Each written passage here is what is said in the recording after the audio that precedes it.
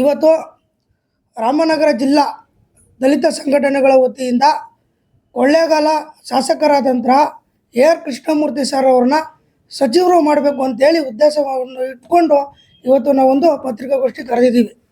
ಅವರು AR Krishnamurthy sir ಅವರು 1994ರಲ್ಲಿ ಮತ್ತು 1999ರಲ್ಲೂ ಕೂಡ 2 ಬಾರಿ ಶಾಸಕರಾಗಿದ್ದರು.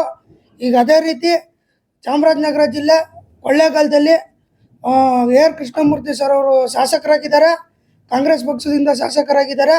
ಅವ್ರನ್ನ ಸಚಿವರು ಮಾಡಬೇಕು. ಯಾಕಂತ ಹೇಳಿದ್ರೆ ಅವ್ರ ತಂದೆ ರಾಚಯ್ಯ ಸಾಹೇಬರು ಒಂದು ಧೀಮಂತ ನಾಯಕರು, ಪಕ್ಷದಲ್ಲಿ ನಿಷ್ಠೆಯಿಂದ ದುಡಿದಂಥವ್ರು. ಹಲವು ಹಿಮಾಚಲ ಪ್ರದೇಶ, ಕೇರಳ, ಗೋವಾ ಅಂಥ ಪ್ರದೇಶಗಳಲ್ಲಿ ಒಂದು ರಾಜ್ಯಪಾಲರಾಗಿ ಸೇವೆ ಸಲ್ಲಿಸಿದ್ದಾರೆ.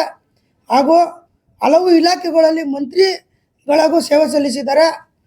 ದಲಿತರಿಗೆ ಅಪಾರವಾದಂಥ ಒಂದು ಅಭಿಮಾನ ಇಟ್ಕೊಂಡು ಆ ವಿಧಾನಸಭಾ ಕ್ಷೇತ್ರದಲ್ಲಿ ಕೆಲಸ ಮಾಡಿದ್ದಾರೆ. ಆಯುಧದಿಂದ ಶ್ರೀಯುತ ದಿವಂಗತ ರಾಚಯ್ಯರವರ ಸುಪುತ್ರರಾದಂತಹ AR ಕೃಷ್ಣಮೂರ್ತಿ ಸಾಹೇಬರಿಗೆ ಏನಾದರೂ ಸಚಿವರ ಸ್ಥಾನ ಕೊಡಬೇಕಂತೇಳಿ ಇವತ್ತು ನಾವು ದಲಿತ ಜಿಲ್ಲಾ ಸಂಘಟನೆಗಳ ವತಿಯಿಂದ ಒಂದು ಒತ್ತಾಯ ಮಾಡ್ತಾಯಿದ್ದೀವಿ ಸರ್. ಹಾಗೆಯೇ ಈ AR ಕೃಷ್ಣಮೂರ್ತಿ ಸರ್ ಅವರು ಚಾಮರಾಜನಗರ ಜಿಲ್ಲೆಯಲ್ಲಿ ಕೊಳ್ಳೇಗಾಲದಲ್ಲಿ ಶಾಸಕರಾಗಿದ್ದಾರೆ. ಈ ಉದ್ದೇಶ ಏನಂದರೆ ಅಲ್ಲಿ ಅಪಾರವಾದಂಥ SC/ST ಸಮುದಾಯ ಜನಸಂಖ್ಯೆ ಜಾಸ್ತಿ ಇದೆ.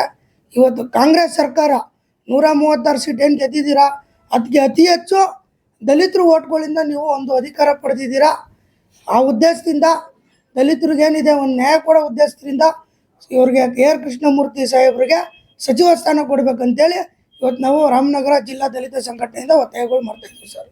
ಹಾಗೂ ಇನ್ನೊಂದು ಮುಖ್ಯವಾದ ವಿಚಾರ ಏನಂತಂದರೆ, ಇವತ್ತು ನಮ್ಮ ರಾಜ್ಯದಲ್ಲಿ 136 ಸೀಟ್ ಬರೋಕ್ಕೆ ದಲಿತರು ಅತಿ ಹೆಚ್ಚು ಓಟನ್ನು ಹಾಕಿ ಇವತ್ತು ನಿಮ್ಮ ಕಾಂಗ್ರೆಸ್ ಸರ್ಕಾರನ ಇವತ್ತು ಅಧಿಕಾರಕ್ಕೆ ತಂದರು. ನೀವು ಇವತ್ತಿಗೂ ಕೂಡ ಇಷ್ಟು ವರ್ಷಗಳು ಕಳೆದರೂ ಕೂಡ ದಲಿತ CM ಕೊಡಲಿಲ್ಲ ನಮ್ಮ ರಾಜ್ಯಕ್ಕೆ. ಅಟ್ಲೀಸ್ಟ್ ಈಗಾದರೂ ದಲಿತ ಉಪಮುಖ್ಯಮಂತ್ರಿ ಆದರೂ ಕೊಡಿ, DCM ಆದ್ರೂ ದಲಿತರು ಕೊಡಿ ಅನ್ನೋ ಉದ್ದೇಶ ಇಟ್ಕೊಂಡು ನಾವು ಇವತ್ತು ಇನ್ನೊಂದು ಸತಿ ನಿಮಗೆ ಒತ್ತಾಯ ಮಾಡ್ತಾಯಿದ್ದೀವಿ. ಈಗ ನಮ್ಮ ಏನಿದ್ದಾರೆ ಕಾಂಗ್ರೆಸ್ ಕೇಂದ್ರ ಅಧ್ಯಕ್ಷರಾದಂಥ ಮಲ್ಲಿಕಾರ್ಜುನ ಖರ್ಗೆ ಸಾಹೇಬರು ಇದನ್ನ ಗಣನೆಗೆ ತಗೊಂಡು ಹೈಕಮಾಂಡು ಮತ್ತು ಕೇಂದ್ರ ಸರ್ಕಾರ ಏನಿದೆ, ರಾಜ್ಯ ಸರ್ಕಾರ ಏನಿದೆ, ಮೊದಲು ದಲಿತರಿಗೆ ಏನಿದೆ DCM ಪದವಿ ಕೊಡಲೇಬೇಕು. ಇಲ್ಲ ಅಂದರೆ ಇನ್ನು ಮುಂದಿನ ದಿನದಲ್ಲಿ ನಿಮ್ಮ ಕಾಂಗ್ರೆಸ್ ಸರ್ಕಾರ ಯಾವುದೇ ಕಾರಣಕ್ಕೂ ದಲಿತರ ಓಟನ್ನು ನಿರೀಕ್ಷಿಸಬೇಡಿ ಅಂತೇಳಿ ಇವತ್ತು ನಾವು ನಿಮಗೆ ಒಂದು ಮನವಿ ಮಾಡ್ತಾಯಿದ್ದೀವಿ. ಕೊಡದವ್ರ ಎಚ್ಚರಿಕೆ ಕೊಡದೇವ್ರು ಸರ್. ಇವಾಗ ನೋಡಿ, ಇವಾಗ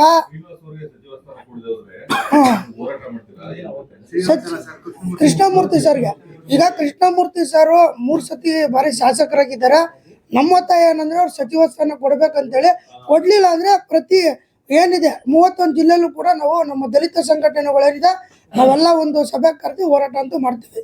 ಯಾಕಂದರೆ ಇಷ್ಟು ದಿನ ಆದರೂ ಕೂಡ ಇವತ್ತೊಂದು ದಲಿತ ಮುಖ್ಯಮಂತ್ರಿ ಕೊಡಲಿಲ್ಲ, ಯಾವುದೇ ರಾಜ್ಯ ಸರ್ಕಾರ ಬಂದರೂ ಕೊಡಲಿಲ್ಲ. ಕಾಂಗ್ರೆಸ್ ಎಲ್ಲ ನಿರೀಕ್ಷೆ ಇತ್ತು ಏನೋ ಈ ಬಾರಿ ಆದರೂ ದಲಿತ CM ಮಾಡ್ತಾರೆ ಅಂತೇಳಿ. ಆದರೆ ಅದು ಕೂಡ ನಮ್ಗೆ ನಿರಾಸೆ ಆಯಿತು. ಅಟ್ಲೀಸ್ಟ್ ನಾವು ಕೇಳ್ಕೊಳ್ಳೋದಿಷ್ಟೇ, ಇವತ್ತೇನಿದೆ ಇವತ್ತು ದಲಿತ DCM ಆದರೂ ಕೊಡಿ, ಉಪಮುಖ್ಯಮಂತ್ರಿ ಕೊಡಿ. ಈಗ ಕಾಂಗ್ರೆಸ್ ಸರ್ಕಾರ DK ಶಿವಕುಮಾರ್ ಸಾಹೇಬ್ರನ್ನ ಆಯ್ಕೆ ಮಾಡಿದ್ದಾರೆ. ಅವರು ಈ ಜಿಲ್ಲೆಯ ಮಗ, ಅವರು ಪಕ್ಷಕ್ಕೋಸ್ಕರ ದುಡಿದಿದ್ದಾರೆ. ನಮಗೂ ಸಂತೋಷ ಇದೆ.